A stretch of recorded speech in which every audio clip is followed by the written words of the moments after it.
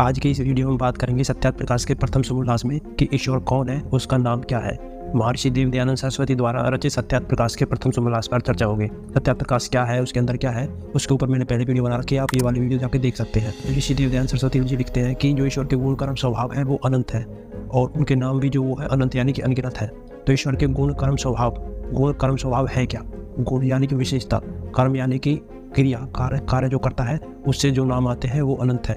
जो गुणों से नाम आते हैं वो अनंत है। स्वभाव, गुण और कर्म से जो किसी की विशेषता को बताते हैं कि इसके अंदर ये क्वालिटी वो होता है स्वभाव, कोई दूसरा बताने वाला होता है, उसे बोलते हैं स्वभाव। तो ईश्वर के जो गुण कर्म स्वभाव है, गुण क्या है? जैसे कि ईश्वर चेतन शक्ति है, सर्वज्ञ है, सब कुछ जानने वाला है, सर्वव्यापक है तो वो निराकार है, सर्वव्यापक सब जगह रहने वाला, सब जगह रहेगा तो निराकार भी रहेगा। जैसे कि मेरे पास हाथ में मार्कर है और ये मार्कर अगर इसमें ईश्वर है तो जो ये हाथ में घड़ी है इसके अंदर नहीं है, वो ईश्वर इसके अंदर भी है, इसके अंदर भी, मेरे अंदर दीवार भी है और जो आप फ़ोन देख रहे हैं उसके अंदर भी है, जो आपके आसपास जो सराउंडिंग की जो चीज़ें हैं सबके अंदर है और जो सबके अंदर है, सब जगह फैला हुआ है। उसका क्या रूप है, क्या चित्र है, अगर आपको लगता है उसका कोई रूप चित्र है तो आप बना के मेरे पास भेज सकते हैं।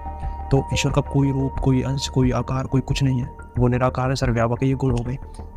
कर्म क्या है? ईश्वर की सृष्टि को बनाना, उसका पालन करना, लोगों के कर्म का ठीक उन्हें ज्ञान देना, वेदों का ज्ञान देना और सृष्टि का विनाश कर देना। सृष्टि बन गई, फिर उसका कुछ समय चलती है, फिर उसका विनाश कर देता है, फिर से बनाता है। तो ये काम हो गए। स्वभाव कैसा है? न्यायकारी है, न्याय करता है, दयालु है। तो अब बात करते हैं कि सत्यार्थ प्रकाश में लिखा है कि जो उसके नाम भी अनंत है तो उसका जो मुख्य नाम है, मुख्य नाम मतलब ऑफिशियल नाम है। किसी का ऑफिशियल नाम कुछ होता है ना, तो उसे किसी और नाम से बुलाते हैं। तो ईश्वर का जो मुख्य नाम है वो है ओम।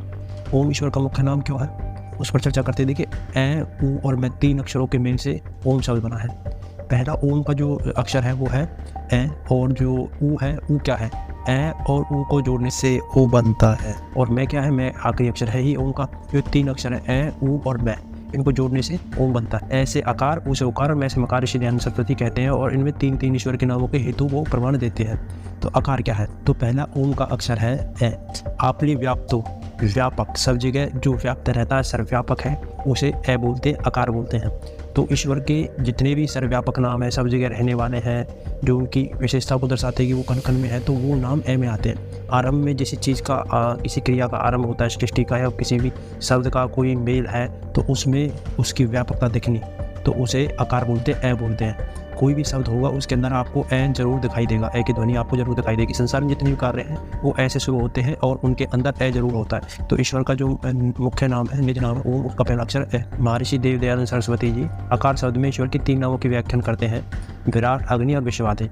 विराट क्या है? जो सब जगत को उत्पन्न करने में सामर्थ्य वाला हो, जो पूरे विश्व को उत्पन्न करता है, जो सब जगह व्याप्त है। तो ऐसे ही ईश्वर के नामों के वो व्याख्यान करते हैं ए में। और जो देखिए ए मात्रा है, जैसे वर्णमाला की जो पहला अक्षर है, मैंने आपको बताया, वो सब जगह व्याप्त है, सभी अक्षरों में व्याप्त है। कोई भी आप शब्द बोलेंगे उसमें ए आएगा, कोई भी आरंभ कार्य करेंगे तो उसमें ए आएगा। ए आने से कारण ईश्वर के जो मुख्य नाम है उसमें सारी विशेषताएं ए में आ जाती हैं। बात करते हैं ऊ की, यानी कि उकार की।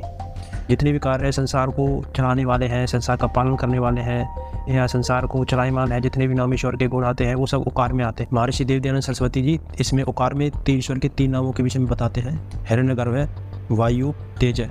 तो हिरण्यगर्भ क्या है? जो सूर्य आदि लोगों को प्रकाश देता है, उन्हें चलाता है। वायु सब जगतों को जीवन प्रदान करता है और जो तेज है, जो सूर्य आदि लोगों को चलायमान है, उनको चलाता है, प्रकाश में देता है। तो उससे ईश्वर का नाम उकार हो जाता है, उसे। ओम का जो आखिरी अक्षर है वह है मैं और मैं से मकार, यानी कि जितने भी गुण और ईश्वर के जितने भी नाम हैं जो समाप्ति की ओर ले जाते हैं, जो अपने आश्रय की ओर ले जाते हैं, वो जितने भी नाम हैं वो मैं अक्षर में आते हैं, यानी कि मकार में आते हैं। तो ये हो गई पूरी ओम के व्याख्यान की ओम क्या है, ईश्वर का मुख्य नाम क्यों? क्योंकि जितने भी संसार के सारे कार्य जहाँ से शुरू होते हैं और जहाँ संसार में जितने भी कार्य चलते हैं, फिर उन कार्यों का जो अंत होता है, वो जितने भी कार्य हैं, नाम है, वो ईश्वर के सभी ओम में समाये हुए हैं। आप ऐसा समझ सकते हैं, सृष्टि के उत्पन्न करने से लेके, उसका पालन करने से लेके, सृष्टि का विनाश करने से लेके, जितने भी कार्य है, जितने भी नाम है, जितने भी गुण है, वो सब ओम में समाये हुए हैं। इसलिए ईश्वर का मुख्य नाम ओम है। और आप कोई भी देखें, कोई भी चित्र देखें, कोई मंत्र देखें, सबसे पहले उसमें ओम आता है। तो इसका मतलब है कि ओम ईश्वर का मुख्य नाम है। और देखिए, जैसे शास्त्रों में जहाँ पर अलग अलग नामों की व्याख्यान दी होती है, तो वहाँ पे हमें प्रकरण या कि विषय क्या चल रहा है उसके अनुकूल हमें नाम ग्रहण करना होता है। जैसे कि नॉन लिविंग थिंग का भी नाम वहाँ पे दिया हो सकता है, लिविंग थिंग यानी कि ईश्वर का भी दिया हो सकता है। जैसे कि मान लो कोई सर्वव्यापक के विषय में बता रहा हो, निराकार के विषय में बता रहा हो, सर्वशक्तिमान के विषय में बता रहा हो, न्यायकारी के, दयालु के में, तो वहाँ पे अग्नि का शब्द दे रखा है, अग्नि के विषय में ये विशेषता है। तो आप प्रकरण के अनुकूल हिसाब लगा सकते हैं कि वो नाम ईश्वर के हैं। और जहाँ पे भी वायु से अग्नि जलना और एक स्थान पर रहने वाली चीज़ का वर्णन आ रहा है, तो आप जो नॉन लिविंग थिंग है, जो आग है, उसका हम प्रकरण वहाँ पे ले सकते हैं। और आगे महर्षि दयानंद सरस्वती जी ईश्वर के 100 नामों के व्याख्यान करते हैं। तो गुण कर्म स्वभाव के हिसाब से ईश्वर के अनंत नाम गुण कर्म स्वभाव मैंने आपको बताया, आगे विस्तार से चर्चा करेंगे अगले समूह क्लासों में। तो जो ईश्वर के कुछ जो मुख्य नाम है जैसे कि ब्रह्मा विष्णु महेश, उनके विषय में हम चर्चा करते हैं। सब जगत की रचयिता होने के कारण परमात्मा का नाम ब्रह्मा है। जगत का निर्माण करने के बाद सबके अंदर व्याप्त होने के कारण उसका नाम विष्णु है। सारे संसार का संहार करने के कारण उसका नाम रुद्र है। सबका कल्याण करने के कारण उसका नाम शिव है। सबसे श्रेष्ठ होने के कारण उसका नाम वरुण है। बड़ों से भी बड़ा होने के कारण उसका नाम बृहस्पति है। देवों का देव होने के कारण उसका नाम महादेव है। सामर्थ्यों में सामर्थ्य होने के कारण उसका नाम परमात्मा है। बलवानों में बलवान होने के कारण उसका नाम वायु है। तो ऐसे बहुत सारे नाम हैं। उदाहरण से आप समझिए, जैसे मेरा नाम प्रीतम है, मैं एक इंजीनियर हूँ। मैं अपने काम पे जाता हूँ तो वहाँ पे मुझे इंजीनियर बोला जाता है। मैं अपने घर जाता हूँ तो मुझे माता मेरी बेटा बोलती है, मेरी बहन मुझे भाई बोलती है, भतीजे मुझे मेरे चाचा बोलते हैं। तो ऐसे ही मेरे रिश्ते नातों के कारण मेरे नाम अलग अलग हैं। ऐसा नहीं है कि माता मुझे बेटा बोल रही है तो मेरे 2 हाथ और बढ़ जाएंगे, 4 हाथ हो जाएंगे, और मेरी बहन मुझे भाई बोल रही है तो 2 सिर और लग जाएंगे, या फिर मेरे भतीजे जो मुझे चाचा बोल रहे हैं तो मेरे 3-4 सर हो जाएंगे, हाथ बढ़ जाएंगे 4-5। तो ऐसा नहीं है। गुण कर्म स्वभाव के हिसाब से, क्रियाओं के हिसाब से मेरे नाम बदल रहे हैं, लेकिन व्यक्ति एक ही है, प्रीतम। तो ऐसे ही ईश्वर का जो मुख्य नाम है वो है ओम। ईश्वर एक है, उसके गुण कर्म स्वभाव के हिसाब से जो वो काम कर रहा है उसके हिसाब से उसके नाम परिवर्तन होते रहते हैं। ब्रह्मा विष्णु महेश कोई अलग व्यक्ति नहीं है, कोई अलग सिर है, उसके 3 सिर है, 4 सिर है, कार्टून जैसे अपाहिज बना रखा है 5। अगर किसी को 2 सर हो जाए या 4 हाथ हो जाए तो तुरंत ऑपरेशन करवाएंगे कि भाई इसका ऑपरेशन करो, या अपाहिज बच्चा हो गया घर में। हमने अपने महापुरुषों को एक अपाहिज की तरह दिखा रखा है, ये बहुत गलत है, अपमान है उनका। आगे सत्यात प्रकाश में महर्षि बात करते हैं सगुण और निर्गुण के विषय में। सगुण और निर्गुण क्या होता है? सगुण होता है गुण के साथ, निर्गुण होता है गुण के साथ नहीं, निर्गुण बिना गुण के, सगुण गुण के साथ, गुण सहित, निर्गुण या कि गुण रहित। तो कुछ जो लोग होते हैं वो सगुण से समझते हैं आकार वाला, कि ईश्वर का आकार होता है, और उन्हें ये नहीं पता कि सगुण का मतलब जो अर्थ होता है वो होता है गुण के संग। जैसे कि सगुण और निर्गुण का उदाहरण हम परमात्मा के साथ समझें, देखिए कि परमात्मा बलवान है, पवित्र है और पराक्रमी है, दयालु है, ये तो होगी उसके सगुण। जैसे गुण मतलब गुण के साथ, ये गुण के साथ होना। और राग द्वेष ईर्षा, किसी से लड़ाई झगड़ा करना, किसी से द्वेष करना, नसनारियों में बंधन में नहीं आना, बदबू वाले विषयों से दूर है, उन गुणों से दूर होना, निर्गुण गुण ना होना और गुणों से दूर होना, इसलिए परमात्मा को निर्गुण बोला जाता है। और जो गुण है जैसे कि बलवान है, दयालु है, पराक्रमी है ना, पवित्र है, ये गुणों के साथ होना, इसलिए सगुण बोला जाता है। तो सगुण और निर्गुण का अर्थ होता है, सगुण का होता है गुण के सहित और निर्गुण के होता है गुण के रहित।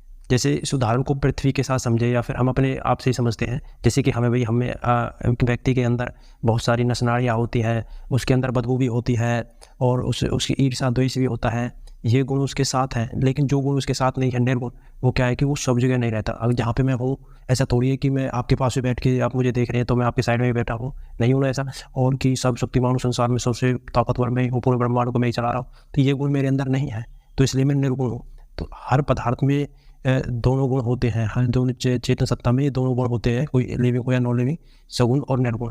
तो सगुण से ये ना समझे कि ईश्वर का शरीर है, बहुत आसान शब्दों में मैंने समझाया, शायद आप समझ पा रहे होंगे। आगे महर्षि दयानंद सरस्वती जी लिखते हैं कि स्तुति प्रार्थना उपासना किसकी करनी चाहिए। स्तुति प्रार्थना मतलब ध्यान किसका करनी चाहिए, किससे प्रार्थना करें कि हे प्रभु हमें शक्ति दें, हमें सामर्थ्य वाला बना, हम अच्छे काम करते रहे। प्रेरणा हम किससे लें, किसकी पूजा करें, तो उसके विषय में लिखते हैं कि जिसके गुण कर्म स्वभाव अच्छे हो, जिसको जो पवित्र हो, जो सर्वव्यापक हो, जो सबको जानने वाला हो, दयालु हो, न्यायकारी हो, उसकी स्तुति प्रार्थना उपासना करनी चाहिए। वो कौन है?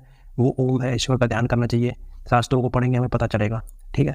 तो इस विषय में ऋषि दयानंद सरस्वती जी बताते हैं, आगे बताते हैं कि हम जैसे कोई भी मंत्र बोलते हैं, गायत्री मंत्र बोलते हैं, तो उसके बाद कोई कार्य करते हैं तो 3 बार शांति शांति बोलते हैं कि शांति शांति शांति। 3 बार शांति बोलने का क्या मतलब है, क्या प्रयोजन है? तो 3 बार शांति बोलने का मतलब है कि संसार में 3 प्रकार के दुख होते हैं, आध्यात्मिक, अधिभौतिक, अधिदैविक। तो ये 3 प्रकार के दुखों से बचने के लिए हम 3 बार शांति बोलते हैं। तो ये 3 प्रकार के दुख कौन कौन से हैं, इनमें क्या क्या आता है, उस विषय पर बात करते हैं। आध्यात्मिक दुख, जो आत्मा से दुख उत्पन्न होते हैं अपने अंदर, अविद्या के कारण जो दुख होते हैं कि हमें ज्ञान नहीं है, आत्मा के वजह से, खुद की वजह से दुख उत्पन्न होते हैं, आध्यात्मिक। अति भौतिक होते हैं जो शत्रु के वजह से, जैसे हम कोई कि दूसरे की वजह से, जैसे कि हम बस में जा रहे हैं बैठ के और ड्राइवर ने बस ठोक दी और बस ठोकने के कारण किसी का पैर टूट गया, हाथ टूट गया, वहाँ से दुख उत्पन्न हुआ, वह अति भौतिक में आएगा। अति दैविक यानी कि प्रकृति की वजह से जो कोई दुख प्राप्त हो रहा, बाढ़ आ गई, भूकंप आ गया, है ना, तो ओले पड़ रहे हैं, तो जो वहाँ से दुख प्राप्त होता है वो अति दैविक दुख होता है। जो 3 प्रकार के दुखों से बचने के लिए हम 3 बार शांति शांति शांति बोलते हैं। फिर ऋषि दयानंद जी बात करते हैं सत्यात प्रकाश के प्रथम समोल्लास में मंगलाचरण के विषय में। मंगलाचरण क्या है? ऋषि दयानंद सरस्वती जी कहते हैं कि मंगलाचरण जैसे कि हम किसी ग्रंथ में या किसी शुभ कार्य में हम सबसे पहले जो ये बोलते हैं ना कि भाई ओम हनुमते नमः, ओम वासुदेवाय नमः, ओम भगवते देवाय नमः, ओम हरि नमः, ओम जो भी ओम शनि शनैश्चराय नमः, ऐसे जो हम बोलते हैं ओम गणपति नमः, ये गलत है। हमें ऐसा बोलना नहीं चाहिए, क्योंकि कोई भी शुभ कार्य करने से पहले या किसी ग्रंथ को पढ़ने लिखने से पहले हमें ईश्वर का नाम लिखना चाहिए। जो ईश्वर का मुख्य नाम वो मैंने आपको बताया ओम है। तो ये शास्त्रों के हिसाब से ठीक नहीं है ऐसा लिखना ओम कहीं भी शुरुआत में बोलना, या किसी ग्रंथ के आरंभ में ओम जो ओम हनुमते नमः, ओम वासुदेवाय नमः, ओम बृहस्पति नमः, ओम ये गणपति नमः, ये गलत है, क्योंकि ये ईश्वर के नाम नहीं है। ईश्वर का मुख्य नाम ओम है। बाद में अंदर लिख सकते हैं, लेकिन आरंभ में शुरुआत में किसी कार्यक्रम में या ग्रंथ के आरंभ में हमें ओम लिखना पड़ेगा। तो ये कुछ सरल भाषा में मैंने बताने का प्रयास किया सत्यात्तर प्रकाश के प्रथम शुभ उल्लास को। आगे चर्चा करेंगे हम दूसरे अध्याय पर। अगर आपको वीडियो अच्छी लगी हो तो इसको लाइक करें, अपने परिवारजन के साथ बैठकर देखें, उन्हें भी दिखाएं, वीडियो को ज़्यादा से ज़्यादा शेयर करें। आप सभी का दिल की गहराइयों से बहुत बहुत धन्यवाद। नमस्ते। ओम।